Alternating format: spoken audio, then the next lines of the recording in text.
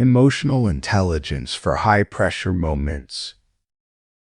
Master your first 60 seconds. The first 60 seconds decide everything. Not the situation, not the outcome, not the other person's actions or intentions, not the complexity of the problem or the history behind it. Your reaction. Think about that for a moment, really think about it.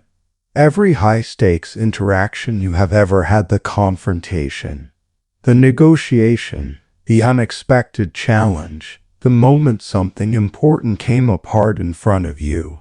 In each of those moments, how the next several minutes unfolded was largely determined by what you did in the first 60 seconds, not by the circumstances, by you.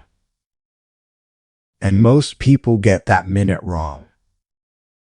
Not because they are incapable, not because they lack intelligence or knowledge or genuine desire to handle things well. They get it wrong because the first 60 seconds of a high-pressure situation is not a context for rational decision-making. It is a context of neurological speed, of biological override, of the ancient survival systems in the brain taking precedence over the more recently developed machinery of considered thought.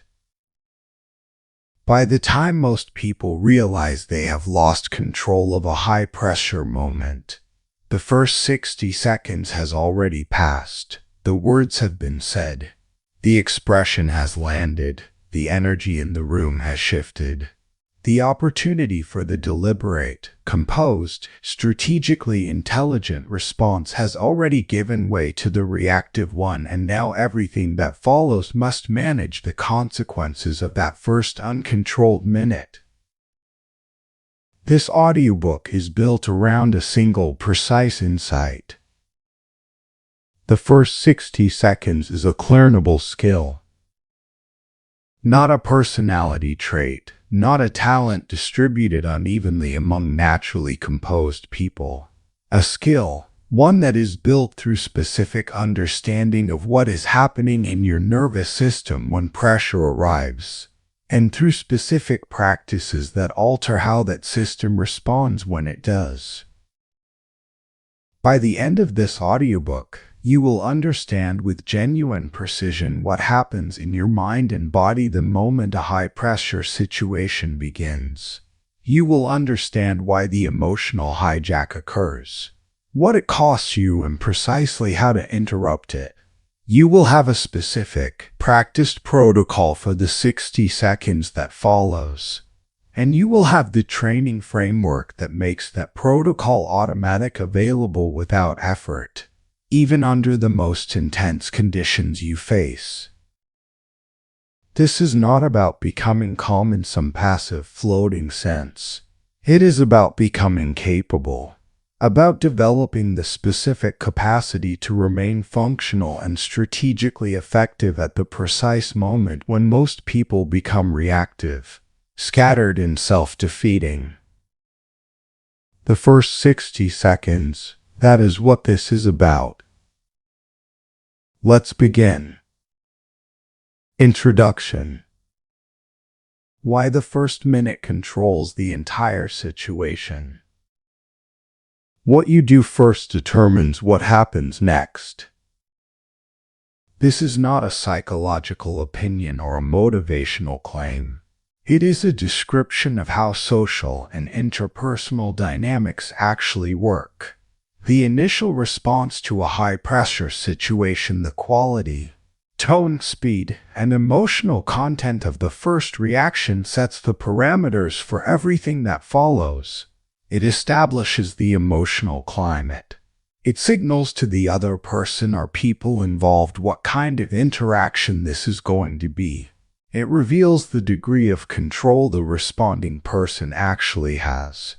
And it activates a cascade of responses in everyone present, including the person who just reacted, that is genuinely difficult to reverse once it has begun. Understanding why this is true requires understanding the nature of timing in human psychology.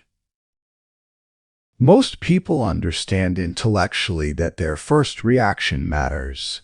This understanding does not help them, because the gap between knowing that first reactions matter and actually controlling them under real pressure is enormous. The intellectual knowledge sits in one part of the brain.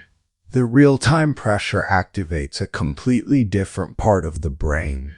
And when those two parts are competing, the ancient part, the fast, reactive, survival-oriented system wins almost every time in the untrained mind. This is the core problem, not lack of intention, not lack of intelligence, the specific, measurable fact that emotional speed outpaces rational thinking by several hundred milliseconds under high-pressure conditions.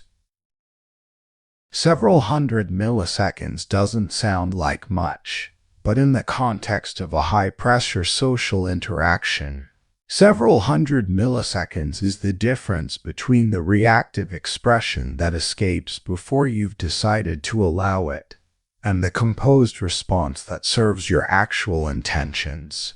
It is the difference between the look on your face that communicates what you actually wanted to hide, and the neutral expression that gives you time to choose what you reveal. The importance of timing in high-pressure moments is also about cascades. Human beings are highly sensitive to each other's emotional states, particularly in moments of stress.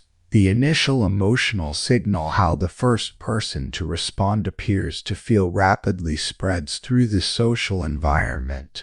If that signal is panic, the environment becomes more panicked.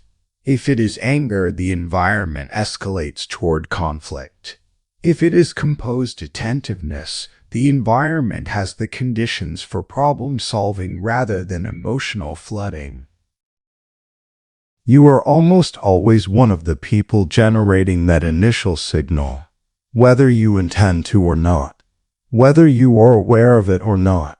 Your first 60 seconds contributes materially to the emotional climate that everyone in the interaction will then navigate.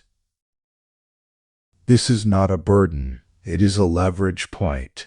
A person who understands this and has developed the capability to generate a composed initial signal in high-pressure moments has genuine influence over the outcome, not through control of others, but through the effect of their own state on the shared environment. The emotional speed problem is what makes this so difficult in practice.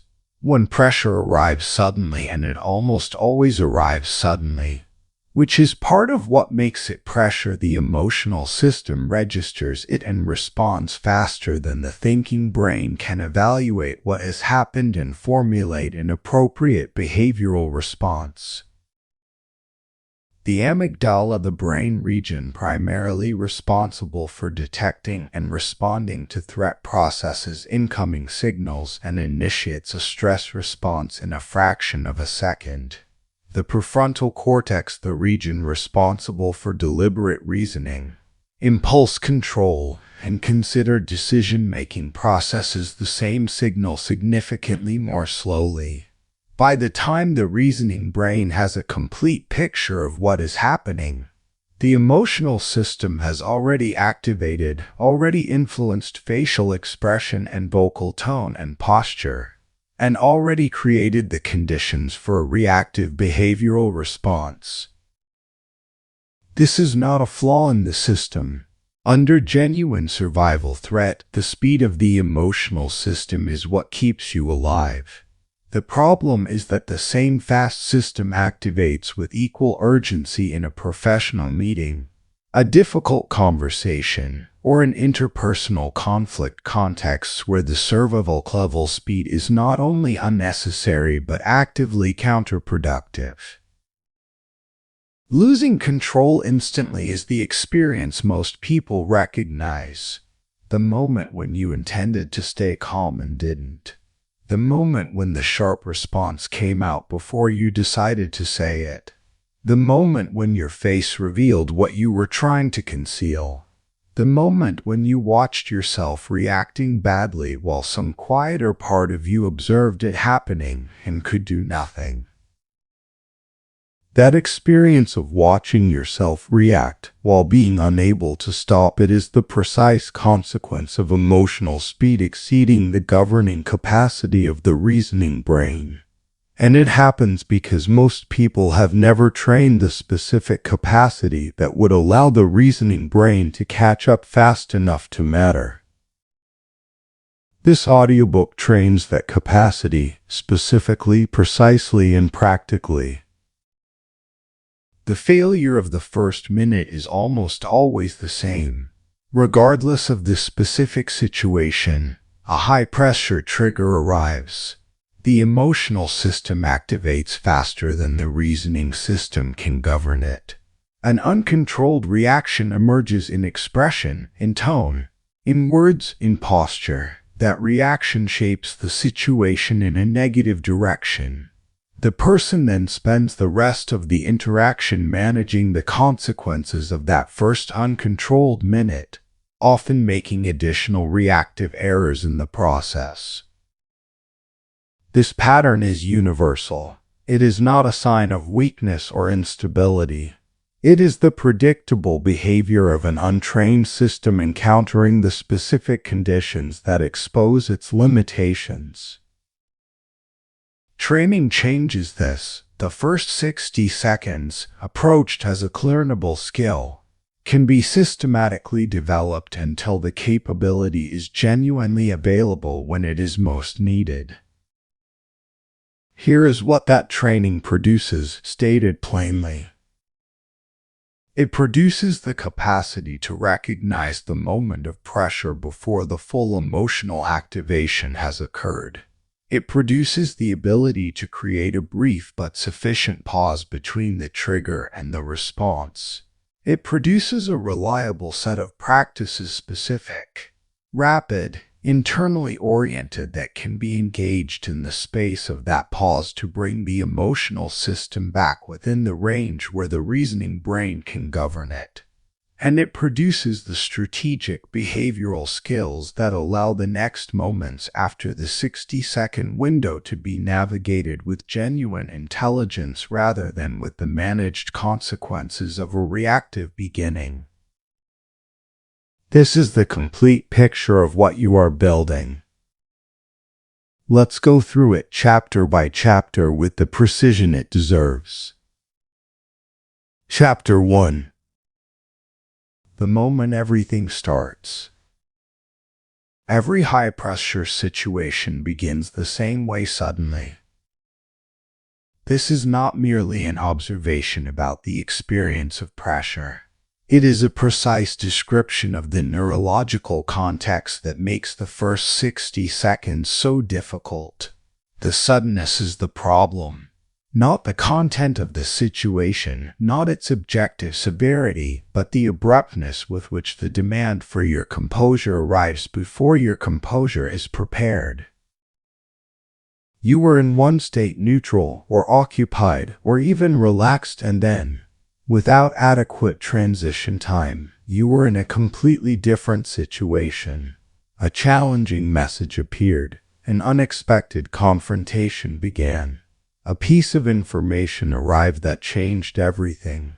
A conversation shifted from ordinary to charged. The environment moved from manageable to difficult in a matter of seconds. And your nervous system was asked to navigate that shift in real time. Without preparation, without a clear moment of orientation. Triggers are the specific stimuli that initiate this sudden shift. And understanding your triggers with genuine precision, not just in the abstract, is the first practical skill of emotional intelligence in high-pressure moments. A trigger is not simply something that upsets you. That framing is too broad to be useful. A trigger, defined precisely, is a specific type of stimulus that reliably activates your emotional threat response at a level sufficient to compromise your behavioral control. It is the particular kind of comment, the specific type of tone, the distinct category of situation that reliably produces the internal spike that precedes reactive behavior. Everyone has triggers. They differ in their specific content. What sets off one person's system may not set off another's, but the mechanism is universal. And the person who has mapped their triggers with accuracy is in a fundamentally different position from the person who only becomes aware of a trigger after it has already fired. The mapping of triggers requires a specific kind of honest retrospective attention. Think about the situations in your life, professional, personal, social, in which you have responded in ways you later regretted or recognized as not your best. Not all of them, but a representative sample. What was common among them? Not the content of each situation in its particulars, but the category of stimulus that consistently preceded the loss of control. For many people, one category is perceived disrespect. When someone speaks to them in a tone that reads as condescending or dismissive, the internal spike arrives before any conscious processing of whether the interpretation is accurate. The emotional system fires in response to the pattern, the signal that resembles disrespect, faster than the reasoning brain can evaluate whether the resemblance is real. For others, the trigger category is sudden uncertainty or unexpected change. When a plan falls apart, when information arrives that contradicts what was believed to be true, when the ground shifts in a way that was not anticipated, the internal spike arrives as a combination of anxiety and urgency that drives reactive behavior aimed at restoring certainty. For others still, the primary trigger is interpersonal conflict, the direct opposition of another person's will against their own. The confrontation that makes the body move toward fight or flight before the mind has decided what to do. The shock response that follows a trigger is the immediate physiological cascade that the trigger initiates. Adrenaline releases, heart rate increases, breathing becomes shallower and faster. Attention narrows to the perceived threat. The muscles prepare for action. And the prefrontal cortex, the part of the brain where deliberate thought, impulse control, and strategic reasoning live, has its activity partially suppressed by the hormonal environment the shock response creates. All of this happens in the first several seconds, before you have consciously decided how to respond, before you have evaluated the situation completely, before you know with any real certainty what is actually happening and what it actually requires. This is not a dramatic experience in most high-pressure situations. It is not the full-blown panic response of extreme threat. It is a more subtle physiological shift, a heightening of activation, a narrowing of attention, a mobilization of energy toward the perceived demand. But subtle does not mean inconsequential. Even modest activation of the stress response meaningfully degrades the quality of behavioral control in the first moments of a high-pressure situation. The internal spike is what most people notice, if they notice anything at all, before the reactive behavior emerges. A sudden heat in the chest or face, a tightening in the stomach or jaw, a quickening that runs through the body before the mind has fully processed what generated it. This is the subjective experience of the stress cascade, beginning the felt awareness that the system has shifted into a higher activation state. Most people, when this spike occurs, interpret it as the pressure itself, as evidence of the difficulty of the situation, as confirmation that they need to respond immediately and forcefully to whatever has just happened. The spike feels like urgency, and urgency typically produces reactive behavior. What the spike actually is the first and most critical intervention point. It is the moment when awareness, if you have trained it to be available there, can intercept the cascade before the reactive behavior emerges. Awareness in this context is a specific capacity, not general mindfulness or diffuse attentiveness, the specific, trained ability to recognize the internal spike for what it is in the moment it occurs. To notice it as the beginning of the activation sequence, as the signal that a high-pressure situation has begun rather than being swept into it before noticing. This recognition is the entire first chapter's practical contribution. It sounds simple. It is not in practice simple at all. Because the internal spike, when it occurs in real conditions, does not arrive as something separate from you that you can simply observe. It arrives as you, as the immediate, felt reality of the moment. The heat in the face is not felt as a physiological response that I am observing. It is felt as the situation, as the feeling, as the reality of right now. The distinction between the observed experience and the experiencer requires a degree of metacognitive training that does not exist in most people without deliberate cultivation. This is why awareness is placed as the first chapter and the first skill in this framework. Not because it is the most dramatic or the most impressive of the capabilities to be developed, because it is foundational. Every other capacity described in this audiobook depends on awareness being active. You cannot interrupt what you cannot first recognize. You cannot engage a pause if you have not noticed that the moment requiring the pause has arrived. You cannot choose a response if you are not aware that a choice is available.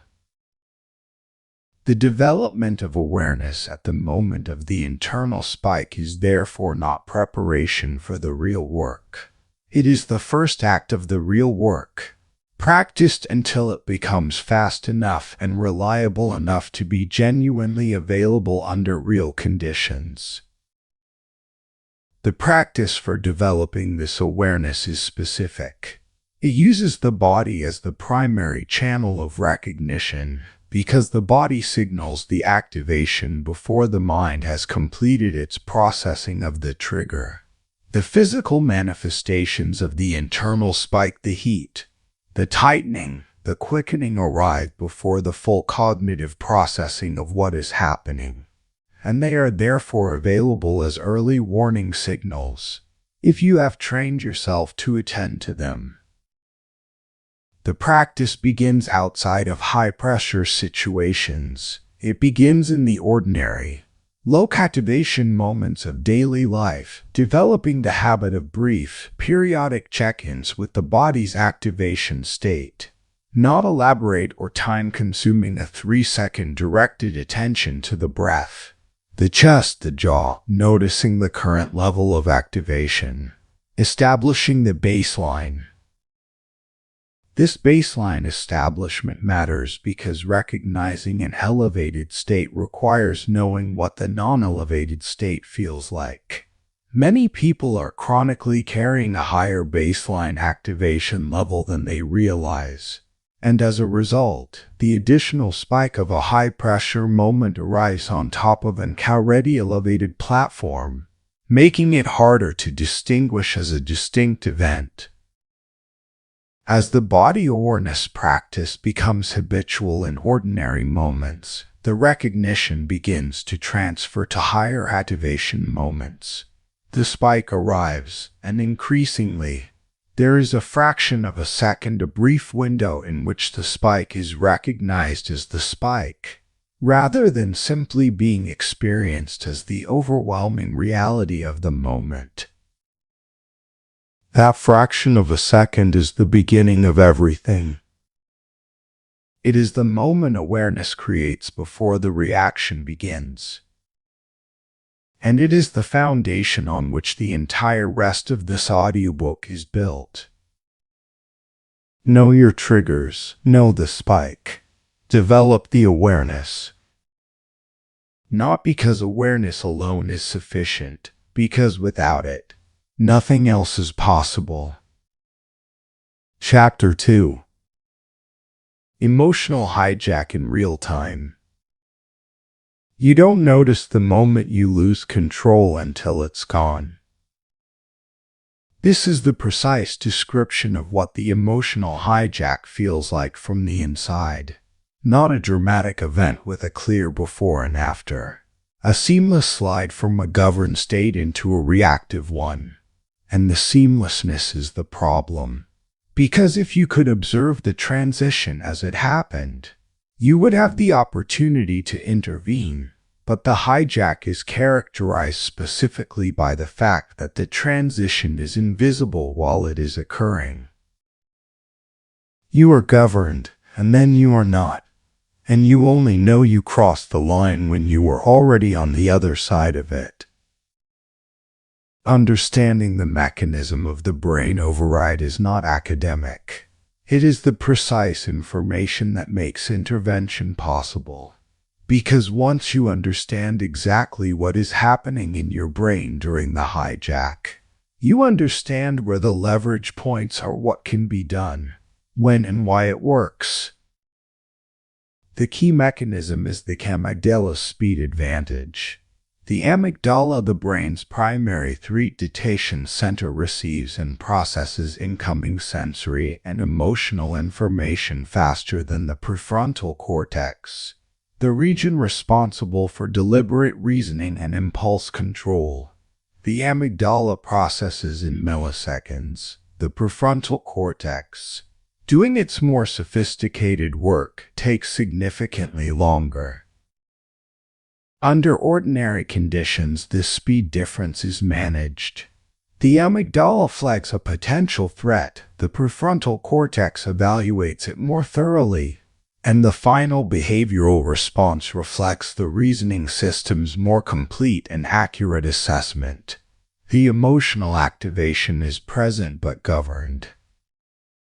Under high-pressure conditions, this management breaks down. The amygdala's activation becomes strong enough that it directly suppresses the prefrontal cortex regulatory activity through a hormonal cascade that literally reduces the prefrontal cortex functional capacity in the short term. The reasoning system that was supposed to evaluate and govern the emotional response is partly disabled by the very activation it was meant to regulate. This is the hijack, not a metaphor. A literal, measurable neurological event in which the brain's governing capacity is overwhelmed by its threat detection system. The emotional flooding that follows is the downstream consequence. Once the prefrontal cortex has been partially suppressed, the emotions that were being partially governed by it are released from that governance. They flood forward into the behavioral stream without the filtering, the delaying, the evaluating that the prefrontal cortex would normally provide. This flooding does not feel like loss of control. It feels like righteous certainty. It feels like finally seeing clearly. It feels like the emotional response is not an overreaction but an accurate and necessary response to what has happened. This is one of the most insidious features of the hijack. It generates the subjective experience of being more clear and more correct at the precise moment when you are actually least able to assess clearly what is correct. The loss of logic that accompanies emotional flooding is therefore not experienced as a loss. It is experienced as the opposite, as clarity, as directness, as finally cutting through the usual social filters to say or do what needs to be said or done. The reactive behavior that the flooding drives feels justified, even necessary in the moment it occurs. And this is exactly why the aftermath of a hijacked interaction is so often marked by the specific kind of regret that is attached to things that felt right in the moment. The sharp words that felt true when they were said. The withdrawal that felt appropriate when it happened. The escalation that felt completely proportionate in the moment and completely disproportionate in retrospect. The hijack doesn't give you a warning sign that says you are being hijacked. It gives you the opposite, the sensation of finally acting authentically. This is what makes it so persistent. Because the feedback loop tells you that the reactive behavior was right and the only corrective signal comes later. When the activation has cleared and the prefrontal cortex has re-engaged and the full picture of the situation and the response can be assessed more accurately.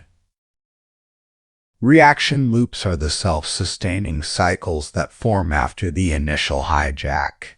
Once the reactive behavior has occurred, once the sharp response has been delivered, the angry face has been shown, the withdrawal has been enacted, the other person or people in the interaction respond to it. And their response is typically not the response of someone who has just seen thoughtful, composed engagement. It is the response of someone who has just witnessed reactive, uncontrolled behavior. Their response, which is itself often reactive, because emotional states are contagious and a hijacked person tends to trigger activation in others, then becomes the next stimulus for the already activated system. The loop feeds itself. Each reactive behavior from either side generates the next trigger for the other side. The situation escalates not because anyone intended for it to escalate, but because the reaction loop has its own momentum, and breaking that momentum requires a deliberate intervention that neither party is currently equipped to make. This is the cost of failing the first 60 seconds, not just the initial reactive moment, the reaction loop that it initiates and sustains. The subsequent conversation that must now navigate both the original issue and the emotional damage created by the uncontrolled beginning. The relationship dynamics that have been subtly but meaningfully altered by the revealed loss of control. The professional or personal consequences that accumulate from being known as someone who loses composure under pressure. All of this flows from a first minute that was not governed. And all of it is avoidable with the right training.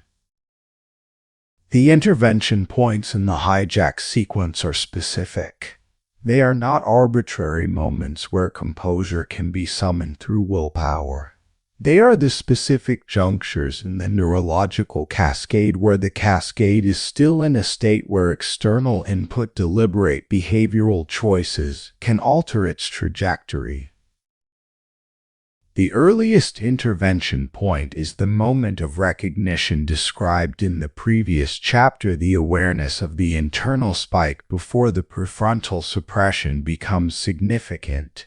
This is the most powerful intervention point because the prefrontal cortex is still most available at this moment. The second intervention point is in the first several seconds of activation before the flooding has fully overwhelmed the governing capacity. Here, the prefrontal cortex has been significantly compromised but not completely disabled. A specific behavioral intervention, the deliberate pause, the slowed breath, the physical stillness can reduce the activation intensity enough that the governing capacity begins to recover. The third intervention point is after the initial reaction, when the first wave of flooding has partially cleared and a brief window of partial re-engagement by the prefrontal cortex opens. This is the most difficult intervention to make, because a reactive behavior has already occurred and the environment has already responded to it. But it is not too late. A deliberate pause at this point, a visible and intentional change in the pace and quality of the interaction, can begin to break the reaction loop before it has fully established its momentum. These three intervention points, understood with precision, give you genuine agency in a process that most people experience as completely beyond their control. Not unlimited agency, not the ability to prevent the hijack in every possible scenario, but enough agency, enough of a window, enough of an opportunity, enough of a lever to change the course of most high-pressure interactions if the training has made the intervention available. The training is the subject of the chapters that follow, but the foundation of that training is this understanding, precise, mechanistic, accurate understanding of what is actually happening when the emotional hijack occurs. You don't lose control because you are weak. You lose control because you haven't yet built the specific capacity to counter a specific neurological mechanism. That capacity is buildable. Now you know precisely what you are building it against. That knowledge is the beginning of genuine control. Chapter 3. The first 10 seconds don't react. The first mistake is always the fastest one. Read that slowly because it is more precise than it might initially appear. In high-pressure situations, the first error almost never occurs as the result of a considered but wrong decision.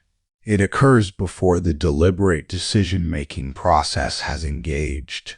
It is the product of the speed of the emotional system, moving faster than the governing system, producing a behavioral output that nobody, not even the person producing it, has consciously chosen.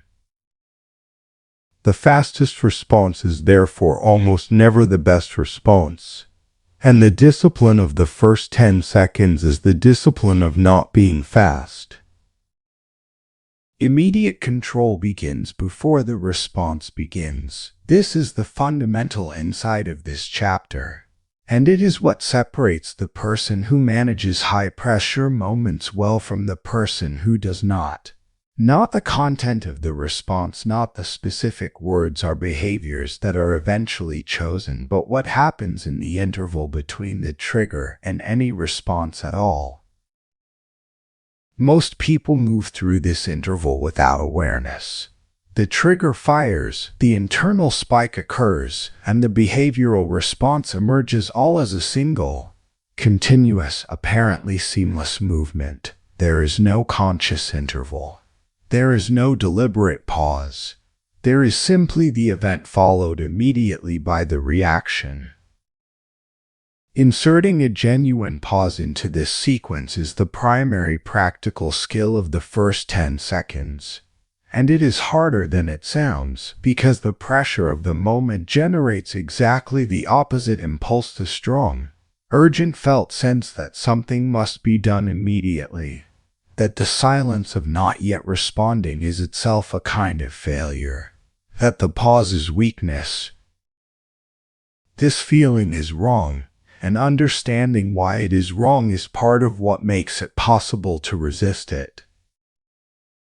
The urgency to respond immediately serves no purpose in most high-pressure interpersonal situations. There is no actual emergency that requires a behavioral output in the first 2 seconds. There is a perceived emergency, the threat response system generating the feeling of urgent necessity, but the felt urgency and the actual urgency are not the same thing. In genuine physical emergencies, the speed of the stress response is adaptive. The person who moves fast escapes the danger. But in interpersonal and professional high-pressure situations, the person who moves fast typically makes the situation worse. The rapid escalation, the quick accusation, the immediate defensive response, these are all products of the urgency impulse, and they consistently degrade the outcome. The pause is not weakness. The pause is the decision to be governed by your intention rather than by your activation. Interrupting the reaction is the specific act that the pause consists of. It is not simply waiting passive non-response while the emotional flood builds. It is the active, deliberate interruption of the behavioral output that the activation is driving, while simultaneously beginning the specific practices that reduce the activation level. The interruption has a physical basis when the activation is high and the reactive behavior is imminent. The body is already moving toward that behavior, the vocal cords preparing to speak, the muscles tensing for the expression that the emotion is driving, the breath shortening and quickening in the pattern that precedes reactive speech or action. The physical interruption is a counter-movement to all of this, a deliberate stillness, a conscious slowing of the breath against the quickening that the activation is producing, a brief closing of the eyes or a specific, neutral direction of the gaze, something that the body can do that is incompatible with the reactive behavioral output it was about to produce. This physical interruption is not about suppression of the emotion. The emotion is present. The activation is real. The impulse is genuine and strong. What the physical interruption does is break the automaticity of the impulse to behavior sequence. It inserts a physical gap in a physical process, a brief moment of stillness in a body that was about to move creatively, and that physical gap is what creates the space for the governing capacity to begin re-engaging. Silence's power is one of the most underused tools in high-pressure moments. Not passive silence, the silence of someone who is paralyzed or who doesn't know what to say. Strategic silence, the deliberately held pause of someone who has chosen not to respond yet and who is comfortable with that choice. The person who can hold a genuine pause in the first 10 seconds of a high-pressure interaction communicates something important without words. They communicate that they are not being driven, that they are choosing their moment, that the urgency of the situation has not overwhelmed their capacity for considered response. This communication happens non-verbally in the quality of the stillness, the steadiness of the breath, the composure of the physical presence, and it is received by others at a level beneath conscious analysis. The social effect of strategic silence in high-pressure moments is significant. When one person in a high-pressure interaction pauses deliberately while others are moving creatively, the silence creates a kind of gravitational shift. The reactive energy in the room loses some of its momentum. Others begin to orient toward the person who has paused, because the pause signals that something is being processed rather than merely reacted to. This orientation often has the effect of slowing the pace of the interaction, giving everyone, not just the person who paused, a brief window for the activation to decrease. This is a genuine effect, not guaranteed, not universal, but consistent enough to be a real part of why the strategic pause is so powerful in interpersonal pressure situations. It works on the person holding it, and it works on the environment. Delay, precisely understood, is the practice of this entire chapter. Not delay in the sense of avoidance, not the indefinite deferral of engagement with the difficult situation.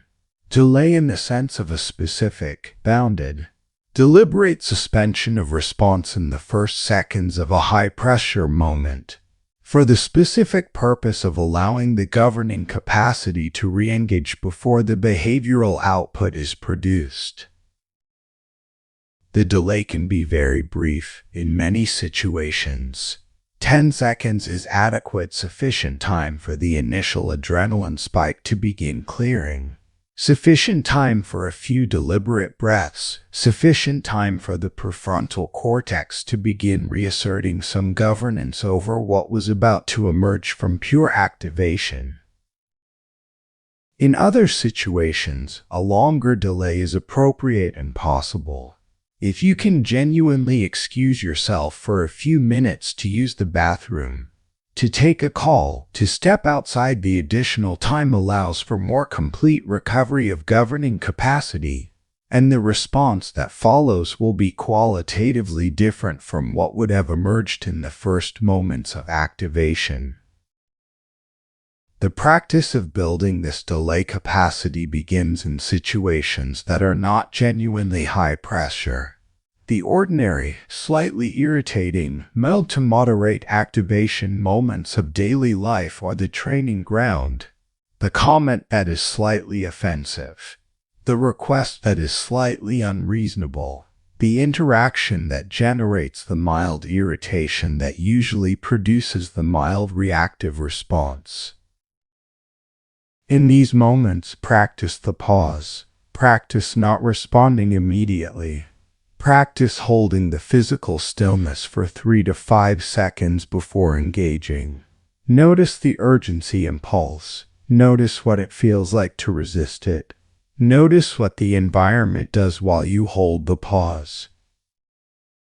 This practice builds two things simultaneously. It builds the physical habit of the pause, the trained tendency to insert a brief, deliberate stillness before responding, which becomes more available in higher pressure situations as it becomes more automatic. And it builds the tolerance for the urgency impulse, the ability to feel the pressure to respond immediately and to not comply with it, which grows easier with repetition. The first 10 seconds of a high-pressure situation will always generate the urgency impulse. That is not going to change. What changes is your relationship to that impulse, your ability to recognize it, to feel it fully, and to not be automatically driven by it. That relationship is built in the small moments, the ordinary moments when the stakes are low and the practice is easy enough to actually do.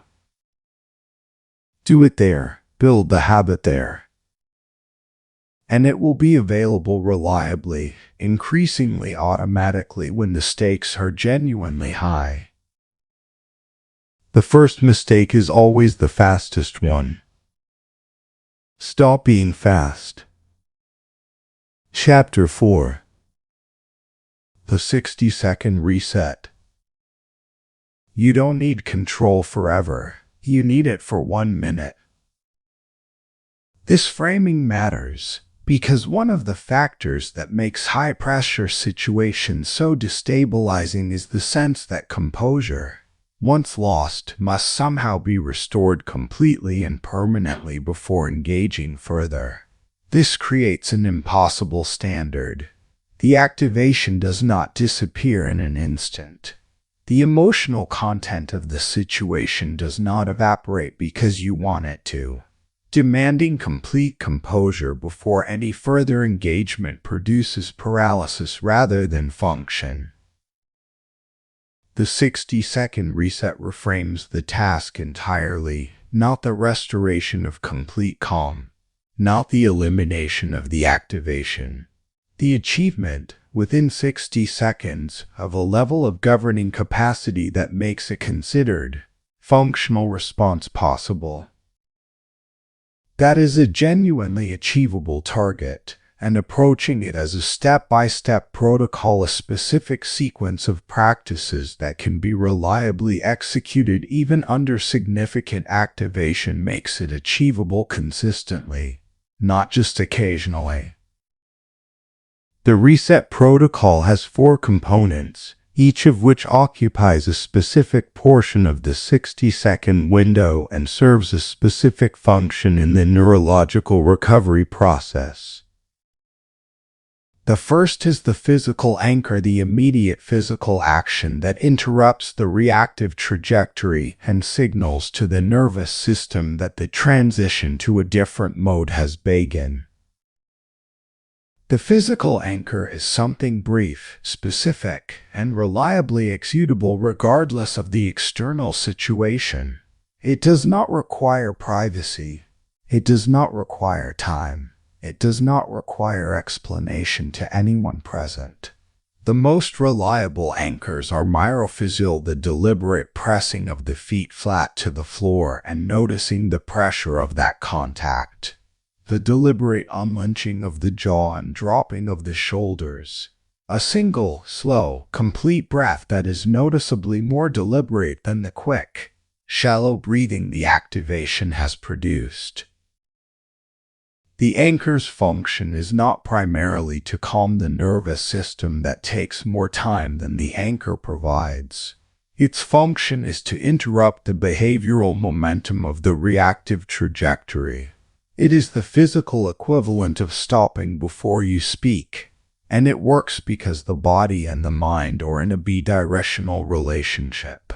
When the body shifts into a pattern of deliberate stillness, even briefly, it sends regulatory signals to the nervous system that begin to counteract the activation cascade. The second component is directed breathing, a specific breathing pattern practiced for approximately 15 to 20 seconds of the 60-second window. The breathing pattern that most rapidly activates the parasympathetic nervous system, the system responsible for calming and recovery functions, involves an extended exhale. Specifically, inhale normally, then exhale to a count that is roughly twice the length of the inhale, and ensure the exhale is complete before beginning the next inhale. This extended exhalation activates the vagus nerve, which is the primary communication pathway of the parasympathetic nervous system. Vagal activation directly reduces heart rate, begins clearing the stress hormones from the bloodstream, and partially reopens the prefrontal cortex access to the higher order reasoning that was being suppressed by the activation cascade. The effect is not dramatic in 15 to 20 seconds, but it is measurable and meaningful. The heart rate begins to slow, the quality of breathing begins to change from the short, rapid pattern of activation to something deeper, and the prefrontal cortex, beginning to receive a signal that the emergency is not ongoing, starts to recover some of its governing function. The third component is grounding, the brief reorientation of attention to specific, concrete present moment information that counteracts the threat-first narrowing of the hijack state. Under activation, attention narrows to the threat, everything not directly related to the perceived threat, the physical environment, the neutral aspects of the situation, the broader context recedes. This narrowing is adaptive in physical emergencies and maladaptive in interpersonal ones. It produces the cognitive tunnel vision that prevents accurate situational assessment and makes the reactive interpretation feel like the only possible interpretation. Grounding interrupts this narrowing by deliberately redirecting attention to the sensory present. What can you see right now specifically? What are the neutral features of the space you are in, the quality of the light, the colors, the physical arrangements? What can you feel in the body, the temperature of the air, the weight of your hands, the surface beneath you? This deliberate sensory attention does not make the difficult situation disappear. It makes the situation coexist in your attentional field with the neutral physical reality of the present moment, which counteracts the completeness of the threat-first narrowing and creates some space for a more accurate assessment of what is actually happening. The fourth component is the focus intention, a single, clear statement made internally that orients the re-engaging governing capacity toward the actual task. Once the physical anchor, the breathing, and the grounding have been engaged across the first 45 to 50 seconds of the reset window, the governing capacity has recovered enough to receive and hold a specific orientation. The focus intention provides that orientation. It is not a comprehensive plan. It is a single, actionable statement of what the next moment requires. Respond to what they actually said, not to what I felt. Stay slower than the situation is pulling me. Ask one question before saying anything, I think. Listen completely before evaluating. The specificity and simplicity of the focus intention matter. A complex plan cannot be held when the activation is still partially present. A single clear sentence can. And that sentence creates the behavioral target that the re-engaging governing capacity can actually pursue. These four components, physical anchor, directed breathing, grounding, focus, and tension, constitute the 60-second reset. Together, they address the physical, neurological, attentional, and behavioral dimensions of the hijack. They work synergistically. Each component partially addresses the activation, and the combined effect is greater than any component alone. The protocol is most useful when practiced in low activation conditions until each component is automatic, not when you need it for the first time in a genuinely difficult situation. By then, the practice must already be established, but in the ordinary moments that provide low-stakes opportunities to run the sequence. Use any moment of mild activation as a practice opportunity. The slight frustration, the minor irritation, the manageable pressure of an ordinary difficult day. In those moments, run the full sequence. Anchor, breathe, ground, orient. Let the sequence become familiar. Let each component become practiced until it runs without conscious instruction. When the genuine high-pressure moment arrives, when the activation is strong and the stakes are real, the practice sequence is what becomes available. Not perfect, not eliminating all activation, but the 60-second reset that has been practiced in smaller moments will run in larger ones, with enough reliability to bring you out of the worst of the hijack and back into the range where your governing capacity can function. You don't need control forever. You need it for 1 minute. 1 minute is enough to stop the reaction. 1 minute is enough to stop the loop from forming. 1 minute is enough to change the entire trajectory of what follows. Build that minute, practice it, own it. And when you need it, it will be there. Chapter 5. Reading the situation instead of fighting it. Most people react to what they feel, not what is real. This is not a criticism. It is a description of an almost universal feature of how human perception works under pressure. The emotional system does not process events neutrally. It interprets them through the lens of the current emotional state, amplifying the features of the situation that are consistent with the activated emotion and diminishing the features that are not. When you are activated toward fear or threat, the situation looks more dangerous. When you are activated toward anger, it looks more unjust. When you are activated toward anxiety, it looks more uncertain. The situation has not changed. What has changed is the perceptual filter through which it is being processed. But because the filter is invisible, because the interpretation feels like direct perception rather than a filtered interpretation, the distorted reading of the situation feels like accurate reality.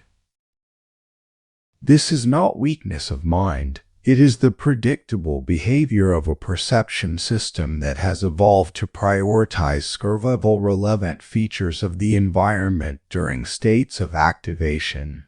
Under genuine physical threat, the features that feel most real to the activated person, the danger, the threat, the threat's magnitude, are actually the most important features to attend to. The distortion is adaptive in that context. In interpersonal and professional pressure situations, the same perceptual distortion is almost always maladaptive. It leads to responses calibrated to an interpretation that does not accurately reflect what is actually happening, responses that are too intense, too narrow, too focused on the three relevant features, and too blind to the broader, more nuanced reality of the situation. Perception versus reality is therefore not a philosophical question in this context. It is a practical one. The activated person's experience of the situation as threatening or unjust or overwhelming is real as an experience, but it may not be an accurate description of the objective situation, and the behavior it drives calibrated to the felt reality rather than the actual reality frequently makes the actual situation worse. The skill of reading the situation accurately under conditions where the emotional state is generating a distorted interpretation is one of the most valuable capacities in the entire emotional intelligence repertoire. Situational awareness in high-pressure moments is the deliberate practice of separating the facts of the situation from the interpretation of the situation, and then responding to the facts rather than to the interpretation. This separation requires a specific questioning practice, not the generic instruction to check your feelings or stay objective. These are not actionable enough to produce consistent results. A specific questioning practice is the deliberate internal interrogation of the activated interpretation, using 3 questions that are designed to challenge the most common forms of emotional distortion. The first question, what do I know for certain is true about this situation? Not what I feel, not what I suspect, not what it reminds me of. What is demonstrably, observably true right now? This question forces the attention toward the verifiable features of the situation, the actual words spoken, the actual behaviors exhibited, the actual context rather than the interpreted meaning that the activated state is generating. The second question, what am I assuming that I have not verified? Under activation, the mind generates explanatory narratives rapidly, stories about what the other person meant, what their motives are, what is happening underneath the surface behavior. These narratives are generated by the pattern matching system of the brain, which is running on heuristics rather than complete information. They feel like insight. They are frequently projections of the activated emotional state onto the ambiguous features of the situation. Identifying the assumptions, naming them explicitly as assumptions rather than facts, does not eliminate them, but it changes their relationship to the subsequent behavior. The person who knows they are acting on an assumption is in a different position from the person who is acting on what they believe is verified fact. The third question, what might this situation look like to someone who is not currently activated? This perspective-shifting question provides access to a wider range of interpretations than the activated state is generating. Not necessarily the correct interpretation. The non-activated perspective is not infallible either, but a broader range that includes possibilities the activated state is excluding. Emotional distortion takes specific and recognizable forms. Understanding these forms makes it easier to recognize them in real time. Catastrophizing is the tendency to interpret ambiguous or negative situations as maximally threatening. The uncertain outcome becomes the worst possible outcome. The critical comment becomes a fundamental rejection. The unexpected complication becomes evidence of impending failure. Catastrophizing is driven by the threat detection system's evolutionary bias toward overestimating threat. It was safer to treat an ambiguous rustle in the grass as a predator than to conclude it was just the wind.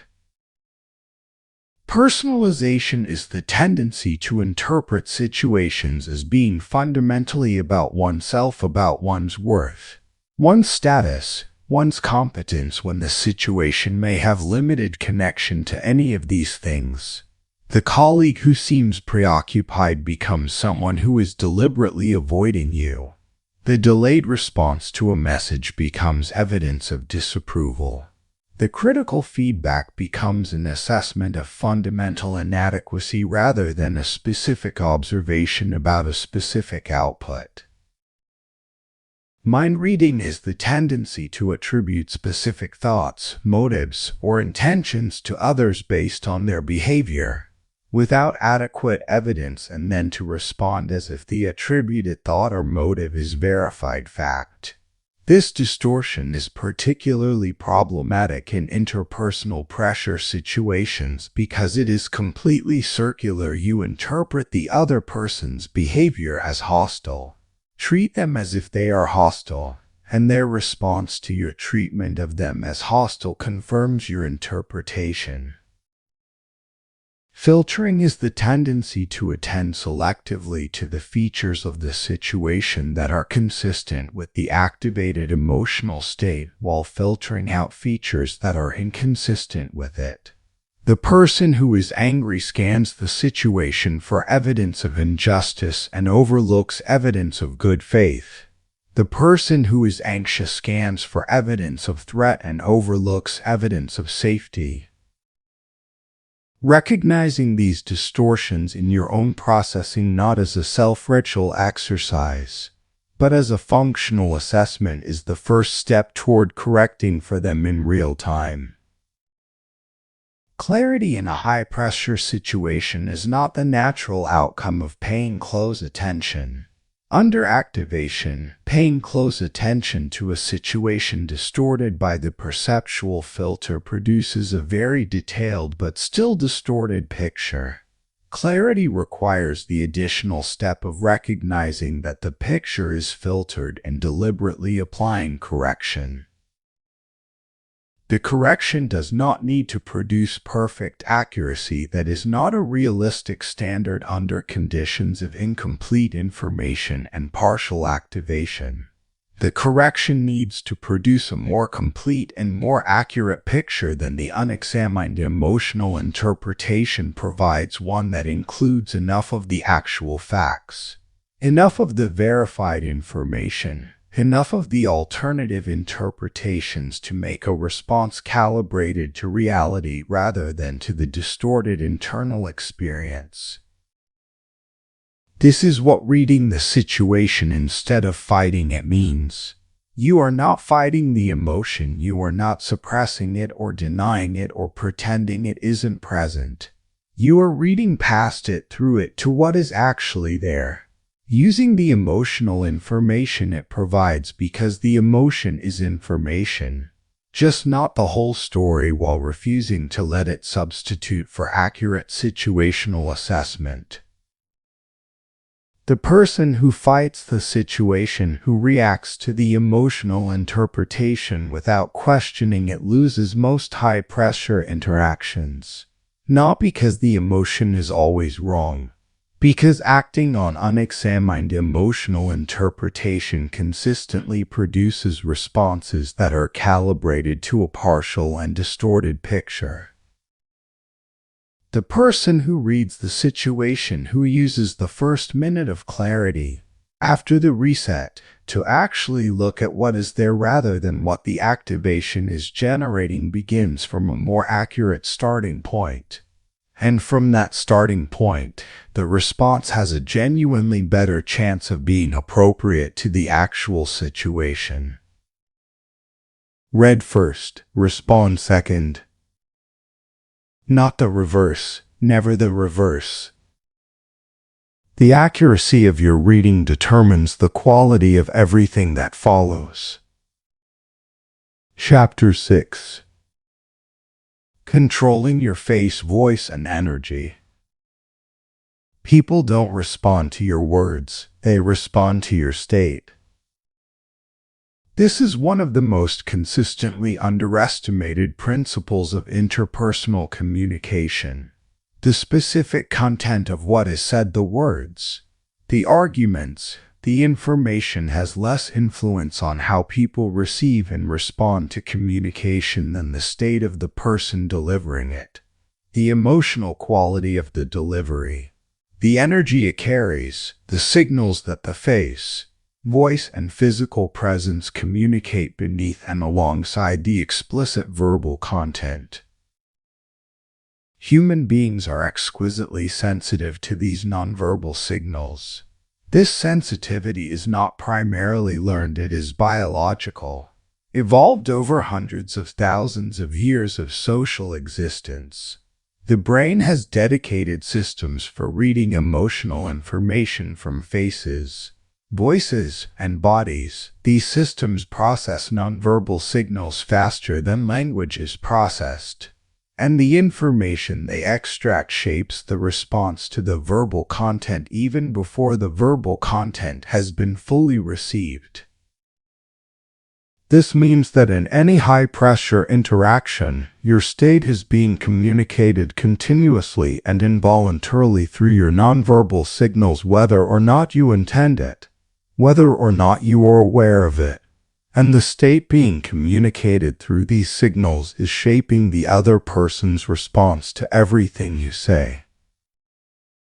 A person in a high activation state generates specific nonverbal signals, mere expressions of fear, anger, or frustration that flicker across the face faster than they can be consciously controlled. Vocal qualities that shift a faster pace, a higher pitch, a tension in the tone that communicate the activation even when the words are carefully chosen for composure. A physical quality of tension or urgency in the body that is perceived as agitation by others even when they cannot articulate specifically what they are reading. These signals land in the other person's nervous system and trigger their own assessment process. If the signals communicate activation, the other person's brain interprets them as evidence of social threat or interpersonal tension, and their own stress response activates in response. This is the emotional contagion effect, the way that activated states spread through social interactions through nonverbal channels, often without either party recognizing what is happening. Body language in high-pressure situations is therefore not primarily about appearing confident or professional. It is about managing what your physical presence is communicating to the other person's threat detection system, because the signals that trigger their threat detection system will activate their own stress response, which will compromise their capacity to engage thoughtfully with whatever you are saying, and which will generate the kind of reactive responses that escalate rather than resolve. The physical signals worth deliberate management in high-pressure moments are specific. Postural openness, the degree to which your body is turned toward the other person, with a quality of availability rather than closed-off defensiveness. The orientation of the head and gaze, whether attention is genuinely directed at the other person or is divided, avoidant, or scanning. The quality of physical stillness, the absence of the fidgeting, shifting, and restless movement that signal agitation at a nonverbal level. These signals can be managed without suppressing the internal experience. The body can be deliberately held in a posture of openness and stillness while the internal activation is still present. And this deliberate physical management serves two purposes simultaneously. It changes what is being communicated to the other person, and it feeds back into the internal state. The physical pattern of openness and stillness sends regulatory signals to the nervous system that support the deceleration of the activation. Tone control is the vocal equivalent of postural management, and it is perhaps even more significant in its effects. Voice is one of the primary channels through which emotional state is communicated in human interaction, not primarily through what is said, but through how it sounds. The specific vocal changes that high activation produces are recognizable to every person who has been in the room with someone who is activated. The pace that increases, the volume that rises or drops, the quality of controlled tension in the voice that communicates the effort of containing what is felt. These changes are difficult to prevent from occurring. They are partially involuntary responses to the physiological activation, but they can be deliberately counteracted through specific vocal practices.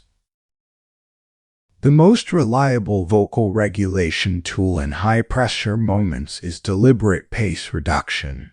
Slowing the pace of speech more than feels natural, more than the activation is inclined toward, changes the quality of the voice in ways that communicate composure. Slower speech also slows the rate of thought, which benefits the quality of what is being said alongside the quality of how it sounds. Volume management is the second vocal practice. Under activation, volume tends toward the extremes, either louder, the activation driving toward assertion and force, or quieter, the activation driving toward withdrawal. Deliberately maintaining a moderate, even volume, not louder than the situation requires, not quieter than the situation allows, keeps the vocal signal within the range that communicates engagement without aggression. The third vocal element worth deliberate attention is resonance, the quality of fullness or thinness in the voice. Under activation, the breath becomes shallower, which produces a thinner, more tense vocal quality. Deliberate deeper breathing restores resonance, not instantly, and not completely, but sufficiently to shift the vocal signal toward something that communicates greater authority and composure.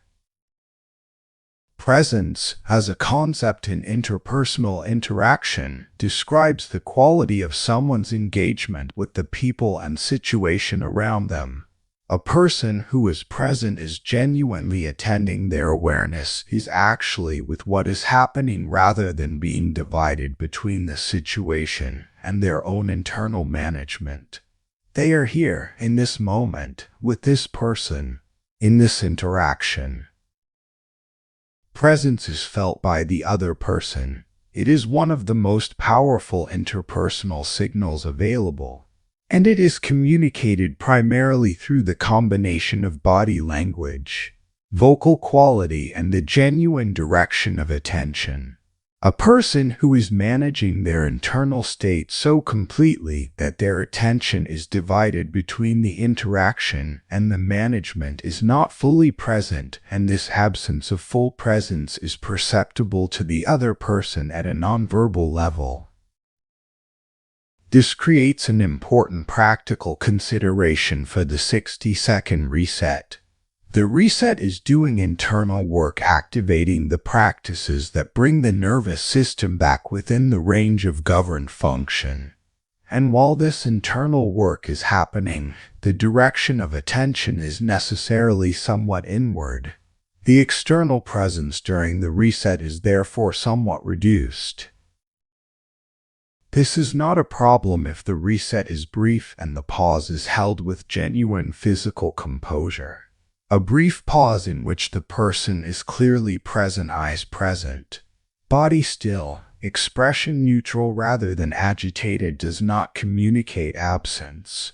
It communicates consideration. The problem arises when the internal management is effortful enough to produce visible distraction, the eyes that are slightly unfocused, the attention that is clearly elsewhere, the quality of someone who is doing something other than attending. The development of the reset practices to the point where they require less effortful attention, where the breath regulation and the grounding happen with less cognitive load because they are more practiced, is what makes full presence possible even during the reset process. External calm is the composite term for the combination of managed body language, regulated vocal quality, and genuine presence that together produce the nonverbal communication of composure in a high-pressure moment. External calm is not the same as internal calm. The internal activation may still be significant while the external signals communicate composure. This gap between internal state and external presentation is not deception, it is the functional expression of the governing capacity.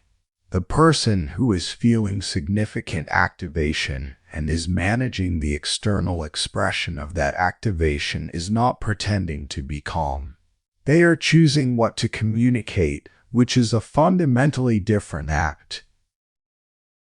The development of external calm as a separable capacity, as something that can be held even when the internal activation is present, is exactly what this chapter's practices build. Not the pretense of composure, but the genuine capacity to govern what is communicated externally while the internal experience continues to be managed through the internal practices. Your state is being read continuously. You cannot prevent it, but you can govern it.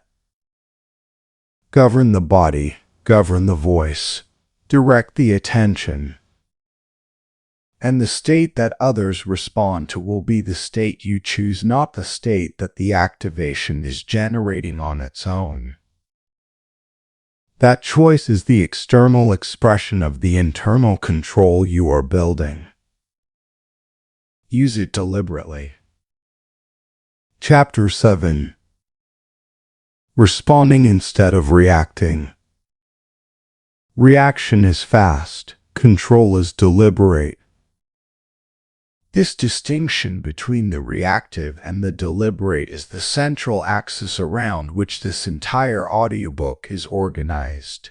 Every practice described so far has been, in some form, the construction of the capacity to be deliberate rather than reactive, the awareness of the trigger, the interruption of the behavioral trajectory, the reset protocol, the situational reading, the management of external signals. Each of these builds toward the same ultimate capacity, the ability to choose the response rather than simply producing the automatic output of the activation. This chapter addresses the response itself, not the practices that create the space for a response, but the nature of the response that emerges from that space when the governing capacity is genuinely engaged. Strategic response, in the context of a high-pressure moment, means a behavioral output that is calibrated to your actual objectives rather than to your activated emotional state. This distinction is critical because the activated emotional state has objectives of its own, not your considered objectives, but the objectives of the threat response system. These are neutralize the threat, assert dominance, create distance, restore certainty. These are survival objectives, and they are valuable in physical survival contexts. In interpersonal and professional contexts, however, the survival objectives of the threat response system are almost never aligned with the actual objectives of the situation. The objective in a difficult conversation is not to neutralize the threat, it is to understand and be understood. In a conflict, the objective is not to assert dominance, it is to find a resolution that serves relevant interests. In a negotiation, the objective is not to create distance, it is to establish connection from which agreement can emerge. The reactive response serves the threat system's objectives. The deliberate response serves your actual objectives. Choosing words with strategic intention is the most immediately practical application of the creative to deliberate shift in interpersonal high-pressure moments. And it begins with a question that must become habitual before it can be reliably available under pressure.